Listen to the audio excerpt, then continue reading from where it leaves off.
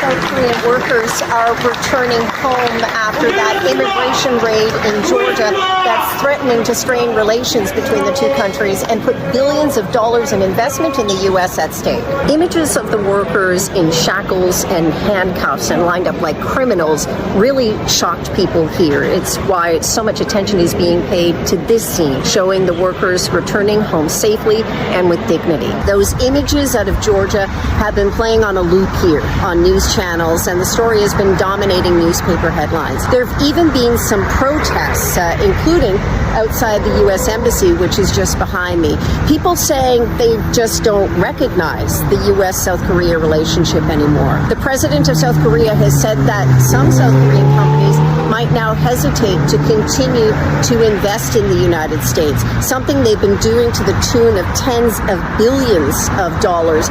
No country is investing more in the United States than South Korea. But some big companies have told NBC News that they're advising their employees to suspend certain projects and travel to the United States as this situation plays out. Remember when people like Tory Branham, who even face filters want nothing to do with, was all like, "Hey, we're here at the Hyundai plant without visas illegally." Well, it's been officially confirmed by the South Korean government, or apparently even Trump was like, whoa, the people from the Hyundai plant do not have to leave. They can continue to work if they want to. And South Korea was like, yeah, no, we want them to come back to South Korea because you guys are horrible. In addition, they're not even going to be handcuffed when they get taken to the plane. And not only are they allowed to return back with no penalties whatsoever, but Marco Rubio himself stated that he's going to delete all records related to any of their detention so that there is zero record that anything ever happened to them so that they can return with no issues. Well, that's weird. If they were all here illegally and without visas and expired visas, then why is Trump begging them to stay and the rest of our government saying, oh, no, sorry, we're going to make this up to you. It didn't even happen. We're going to pretend like it didn't even happen. Oh, right, because it's been confirmed that every single one of them had a valid visa. And because the U.S. government has been a circus this year and dropped the ball with visas, the people from the Hyundai plant had to get creative, but they were all here legally allowed to work. So yeah, looks like they weren't illegal, and you just lost over 15,000 jobs for the state of Georgia for nothing. So remember, Tory Branham, when you don't get elected for Congress, it is purely because of your own ignorance, hatred, and overall stupidity. You see, many minorities in America keep on saying that racism is expensive and racism is a backward way of thinking and we should stop. That should have ended hundreds of years ago. Being a racist is really outdated right now. And now, because of racism, America has just shot itself on the foot. They have lost billions and billions, tens and thousands of billions of dollars because of one phone call. One Karen decided, oh, I see some Koreans. You know what I'm gonna do? I don't like it. Let me call ICE agents. And funny enough, the ICE agents didn't even, do their own research before they came and apprehended the Koreans that they took from the Hyundai factory. And people are wondering, what is the basis behind ICE? Do they just pick you for no reason without even checking? They pick you, so you're illegal before you're proven legal. That's what happens. And these people have been put in handcuffs. They have been mistreated. Obviously, they have gone back to their country, but for what? Now Trump is literally asking them to come back and help and teach Americans, because the company was supposed to offer so many Americans so many jobs. But anyway, before I give my full commentary, let's dive in and listen to what people have to say about this particular topic, and then we'll come back and talk about it. See you shortly. I was the one that reported 452 illegals apprehended at the Hyundai mega plant construction site yesterday near Savannah. A woman who just went online bragging about being the reason 475 people were just arrested. It didn't go the way that you thought, did it? Because the way that you were so happy to share with the world voluntarily that you were the one that contacted ICE, that got that Hyundai plant that was in the middle of being constructed completely shut down, and over 400 people arrested, most of them being Koreans, which you seemed kind of confused about until you realized that Hyundai is owned by Koreans. And that the reason they had so many people from other countries here was because they knew they were going to have to train Americans to do this job. Because all of their instructions from Korea were in Korean. So they got approval to send people here to the United States to construct their massive facility. It's a battery factory in that case, as I'm told. And you know, when they're building batteries, if you don't have people in this country right now that know about batteries, maybe we should help them along and let some people come in and train our people. Because Hyundai, pronounced like Sunday, not Hyundai like you're saying, is a Korean company. So it makes sense in this instance that Hyundai would send Korean nationals over to train people as those factories are being built. And I notice you have your comments turned off on your most recent video, so it sounds like someone can't take the heat. Because you potentially royally screwed up the Georgia economy. You're risking potentially up to 8,500 jobs. And you said that you didn't know that there were Korean workers there, which means that you probably didn't know anything at all. Because if it's already difficult for you to pronounce Hyundai, then, you know, I'm assuming that a lot of other things are probably difficult for you too. But anyways, have the day you deserve. You are absolutely correct. We have some more details now why they delayed letting go of the 300 detainees from Hyundai factory in Georgia. There were two reasons. The US side insisted everyone should remain handcuffed during the transit from the detain center to the airport, which was about 5 hours. Their reasoning was that it was still the land of America and this was what they wished to do. And our side said abso-fucking-lutely not. They said this is absolutely not acceptable for our dignity and the public resentment from the Korean citizens. So this argument happened while they were handing over the belongings back and everything was dropped from there. And the second reason, and the real reason, President Trump put on hold the voluntary departure of Korean workers and asked if they could remain in the United States. After President Trump recognized that the Korean workers were skilled workers, he asked the Korean side if they could continue to work in the States rather than send them back to Korea. Are you for real? President Trump instructed us to consider both options, allowing them to continue working in the States while educating and training American workers, as well as allowing them to return home. And guess what everyone chose? We're getting the fuck out of here! So here is how they responded. Our people are in shock and exhausted. They need to first return home immediately, and we will consider from there. So their goal was to make sure that no one has the deportation record, and they made that happen. Everyone is self-departure. And there were 3 Japanese nationals among them. They included them for the ride back home. She didn't just call ICE on workers. She called ICE on 85,000 Georgia jobs and basically told South Korea, we cannot be trusted. And now she's running for Congress.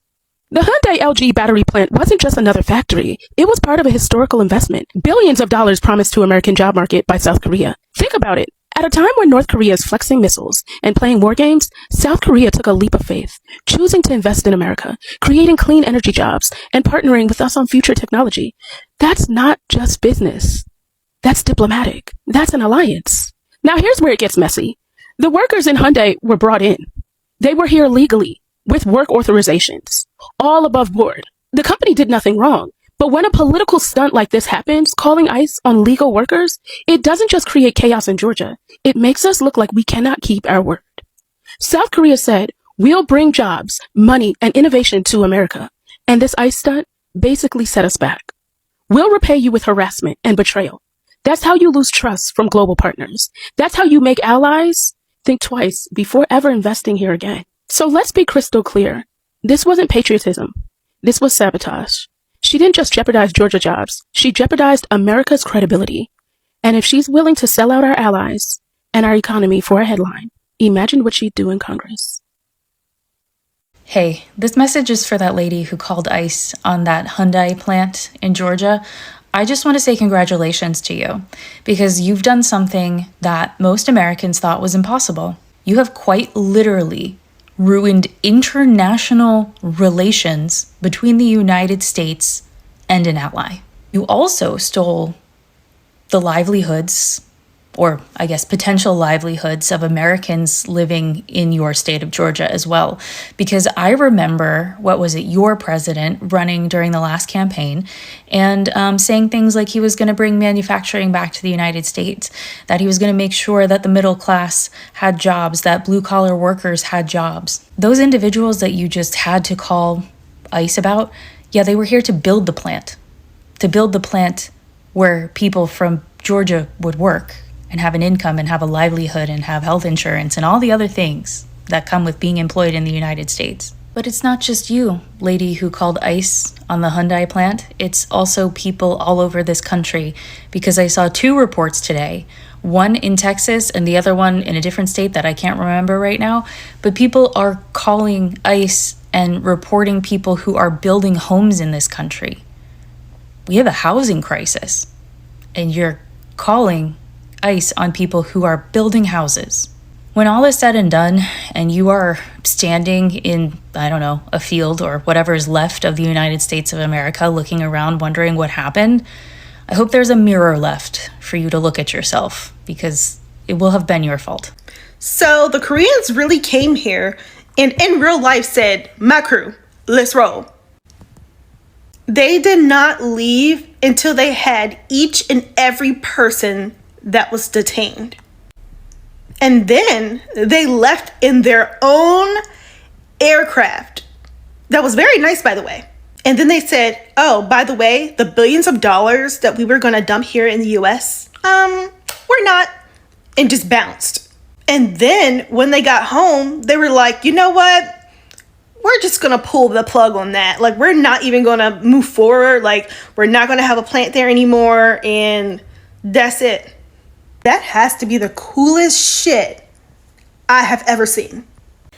Hyundai has invested billions of dollars in the United States economy. Obviously, they have brought so many companies into the country to continue with the relations between the two countries. But now, investors are going to be a little bit hesitant to even open new businesses in America because of that particular incident that happened.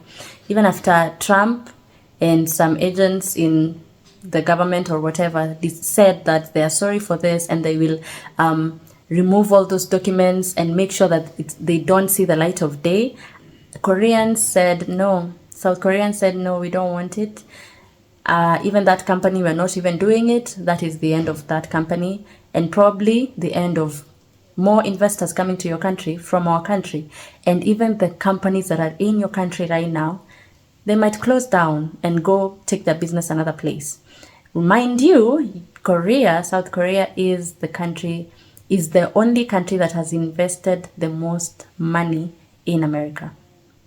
And that is how you treat people who are investing that much money into your country? Okay. See, suppliers, contractors, and small businesses around the plant will lose revenue. Americans who are supposed to be offered jobs from that particular company will not have those jobs. It was supposed to open up to 8,000 jobs for the American people. None of those 8,000 people are going to get any jobs, because the Koreans were supposed to come teach, because they were engineers, supposed to come teach Americans about, how their work happens, teach them here and there. And then after they learn, they go back or they supervise and let the Americans get money, get paid, and live happily. See, when you look at someone and decide that they don't belong in your country, or they are working at a place where you think is way better to be worked at by a white person or by someone who looks like you, that is not even racism. That is just stupidity, honestly. That is just stupidity, because when you look at someone working at a particular place, hundreds of people obviously, and then you decide, oh, you know what I'm going to do? I'm going to call people on them so they can be deported, so that my people can have a job there, without even confirming, Googling, taking your phone before you call the ICE agents. You Google and find out what is happening, what is going on. And then the ICE agents picking up people who are legally supposed to be in a country, working to help your economy, picking them up, handcuffing them, putting them in cells like they are criminals. It's like you're treating them like they are criminals. And then afterwards saying that they cannot be transported from the cells to the airport freely. They still have to be handcuffed, even after you have confirmed that they are here illegally and they're just engineers. I think it's difficult to even say anything about this. It's difficult to say something positive. It's difficult to even feel sorry for the loss of jobs and the continuous fluctuation of the economy, because if this is what people are doing, if this is what Trump is doing to people who are bringing money into America, then when is the American dream going to come true? If this is how we're going to be treating immigrants, then what?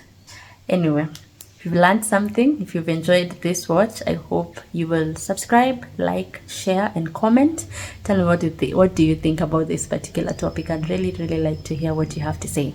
Hopefully, I will see you in the next video. Goodbye.